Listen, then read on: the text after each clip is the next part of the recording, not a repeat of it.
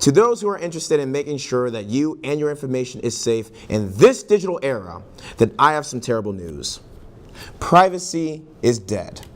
Imagine your social security numbers, birth dates, credit card numbers, identification of any sort was released. Realizing your information is exposed, you quiver in fear, leaving in a dangerous state to identity theft and fraud. When you use any sort of digital technology or social media, groups, organizations, companies, they can know more about you than anybody else. Take this scenario, for example, that happened on November 30th. A Marriott Hotel had 500 million guests' information all copied, hacked, and used. 500 million. For over half of those guests, other information included some combination of name, mailing address, phone number, email address, and passport number. A regular Starwood hotel prefers if guest accounts release information like date of birth, gender, arrival, and departure. Sometimes even social media and communication preferences. The list goes on. For some, the data also included payment card history and expiration date. Although some of the payment card numbers might be encrypted, the Marriott has not been able to rule out the possibility that both components needed to decrypt the cards were taken. It might take them days, if not months, or years to erase all the information off their databases. So let's go to a clip of what happened with the Marriott Hotel. All right, now the FBI is looking into this data breach over at Marriott that affected, we're told, through the whole Starwood system, about than 500 million customers. This actually began back in 2014. We are told, at least the company is saying, this only came to light. So for my panel today, I have Andy Stockwell. He is a freshman and Intel major for Mercyhurst University. Andy, how are you today? I'm doing great, Donnie. Thanks for asking. Yeah, you're welcome. You're welcome. So with the digital era we live in to this day, what is your opinion on privacy? Is it dead? Give me some scenarios about it. Well, I got to tell you, Donnie, it may not be dead yet, but it certainly is dying. How do you think it's dying? Well, every day we get a little bit more freedoms taken away from us in the intelligence and technology field. We sign away our things with terms and agreements that we don't barely read. I mean, I'm sure no one out there can recall the last time they actually read through a terms and agreements. I don't read mine at all, especially when I join a new social media app. I don't do that at all. Of course, I can't tell you the last time I have. And as frequently as I post on social media, although maybe not as most as a lot of people out there, I feel as if that more and more people out there who are more active on social media than myself might be are signing away more of their rights without taking into consideration what it could have impact on their future. Why do you think they even make us sign those application forms or anything like that? Well, frankly, I think it's all a bit of a scheme from up top. It's easier for corporations to justify data mining and taking our information and doing it what they please when we sign away our rights to hold on to our privacy. You think that's what Mark Zuckerberg is arguing with Facebook and that situation with all that data being released out to the public? Because with Zuckerberg, he's going through a little complication himself right now when it comes to that. I entirely think you're correct with that. Mm-hmm. Mark Zuckerberg, I would not trust with my life, and especially not with my data. He's been at the top for too long. Do you have a Facebook account? I do, and I can't say I use it religiously like a lot of people. I find that Facebook is for the older generation, and it's so I can trick my grandparents into thinking I'm a better person than I really am.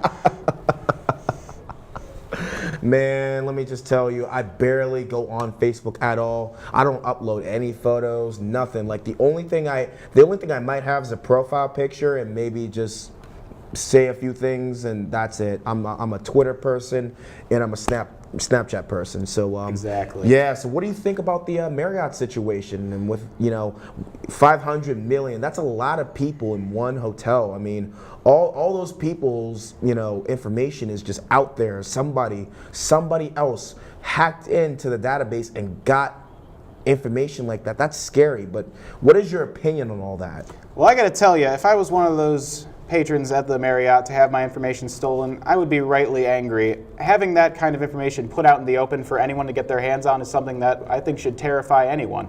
Now, I don't think we should all panic, lock up everything we do, and stop going to Marriott hotels out of fear. Yep. But certainly we should take a lot more caution in what we're doing. And hopefully someone at the Marriott got fired, because that is completely unacceptable, and I would be asking to speak to some sort of manager, of course. Well, there's a lot of stuff going on. There's lawsuits going on right now against the Marriott. There's just complications right now with the Marriott. It's really hard to blame somebody for something like that, because it really just depends on how secure the Marriott Hotel really is. There really isn't any indication on how insecure or secure a hotel really can be, unless if it's with an old system. Like, obviously you don't use any analog with digital stuff, you know what I'm saying? Of so course. like you shouldn't do that. So if that was the case, then I would be angry. But you have to admit, there are hackers all over the place in this day and age. You don't even have to be considered a hacker, you know what I mean, if you're just to go in somebody's information, anybody's account, and look up whatever information they have. You can do that by just looking up their name in Google. I mean, I watched a video where, I forget this one woman's name, but she went to one of her friends. All she did was just say her name, and her friend put her name in the database. All this information pop up. It was the craziest thing. What do you think about just knowing that one day, if you're not careful enough, someone can snatch up all your information like that? Well, I frankly despise the idea. I try to minimize my presence online as much as I can, but in this day and age, it's hard not to have a presence online. No, it is. It's a hard time to just disappear from everything, because most of the topics that you can, like all the trending stuff that if you want to look up, it's on social media or on the internet. I mean, just it's oh my goodness, it's crazy. Exactly. If you want to keep caught up with what's going on, you need to have a presence online. If you have a presence online, you run the risk of having your information stolen. So it's a give and take scenario. And the Marriott makes you put, and it's not just the Marriott, it's any hotel really that you stay at. What if a hotel or just any place you are staying at makes you sign information that you have, or just puts in any information that you don't want out there, but they're just like, listen, the only way you can stay at our hotel is if you put all this stuff in. What do you think about, like, what would you do in that situation? You know what? I would have to say I'd go to a different hotel. Now I know I'm going there. The majority of the hotels will ask you that. So like, what will it be? That is a tough question, I have to say. Being at the age I am, I can't tell you that I've checked into many hotels myself, but at the time I've spent traveling in my life so far, the information that my parents have put in, I can say, is as minimalistic as it can possibly be. But with hotels getting more bold and knowing that they have this kind of monopoly on the industry of spending nights out of town, it's hard to push back on something like that where they demand more and more information. And you can see a little bit the private consumer base kind of pushing back just a little bit with things like Airbnb and stuff like that, but becoming more and more prevalent, where people who run their own sort of hotels, they don't force you to give all your private information up. They just merely ask for how long you stay in and what kind of food you want for breakfast. Okay, so a few more questions. Sure. So a lot of people are saying that you should, in order for this to stop, delete and erase all your social media and digital platforms that you own.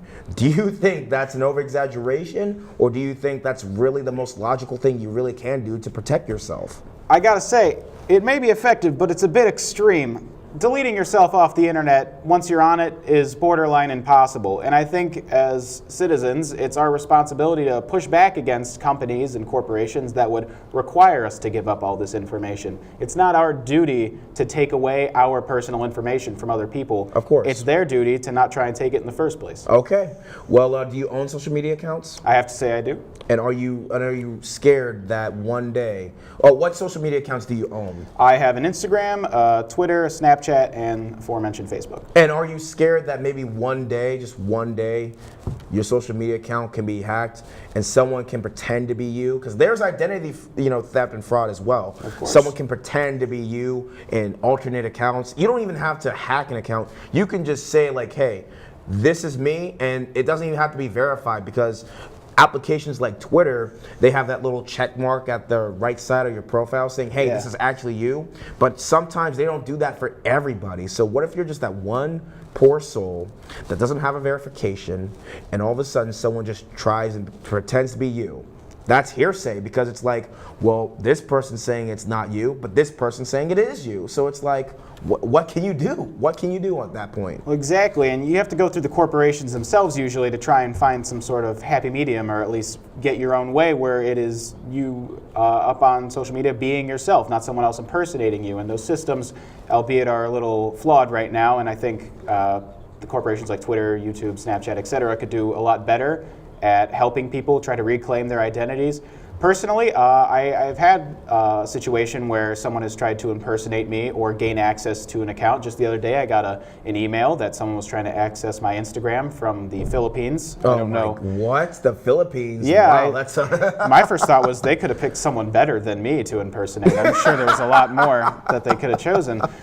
But even at that time, I was like, that's strange. I changed my password and I didn't think another thing of it. Someone from Chicago, Illinois tried to hack into my account. I don't really know anyone in Chicago. What are they trying to do with my stuff? Yeah, I can tell you, I don't know anyone in the Philippines, so I don't really trust anything coming out of there who's trying to access my Instagram account.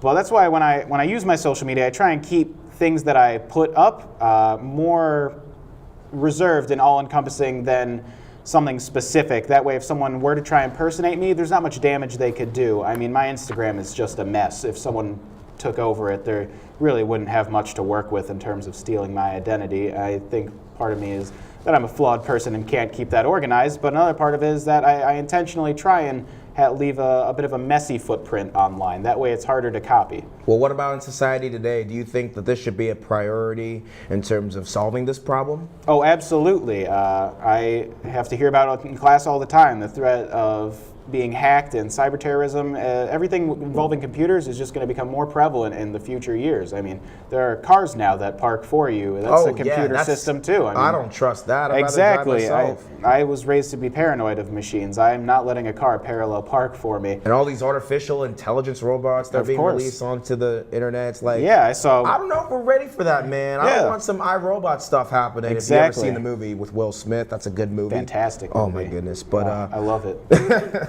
Well, Andy, thank you for having us here, and we'll get back to you later. Class action lawsuits against the Marriott are expected to be filed in the coming months. Most of the lawsuits will be merged together to simplify court proceedings, such as lawsuits that they usually take years to reach trial, and in most instances end with a settlement. These settlements might end up into $12.5 million. Oh my goodness, man. I mean, 12.5 million, that's a lot. But here's what I have to say to end with this segment. Protect yourself digitally and socially in this era of the digital movement. I'm Donny Dark, and I'll see you next time.